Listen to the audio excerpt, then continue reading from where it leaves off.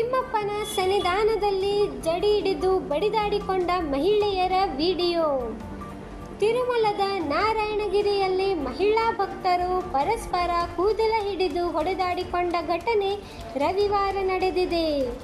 ಅವರ ನಡುವೆ ಜಗಳ ಏಕೆ ನಡೆದಿದೆ ಎಂಬುದು ತಿಳಿದಿಲ್ಲ. ಆದರೆ ಟಿಟಿಡಿ ಸಿಬ್ಬಂದಿ ಇಲ್ಲಿದಿರುವುದು ಜಗಳ ವಿಕೋಪಕ್ಕೆ ಹೋಗಿದೆ.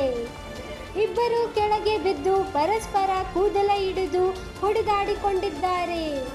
ಅಲ್ಲಿದ್ದ ಭಕ್ತರು ಎಷ್ಟು ದೊಡ್ಡ ಜಗಳಕ್ಕೂ ತಮಗೂ ಯಾವುದೇ ಸಂಬಂಧವಿಲ್ಲ ಎಂದು ಸುಮ್ಮನಿದ್ದಾರೆ. ಈ ವಿಡಿಯೋ ಪ್ರಸ್ತುತ ಸಾಮಾಜಿಕ ಜಾಲತಾಣದಲ್ಲಿ ವೈರಲ್ ಆಗುತ್ತಿದೆ.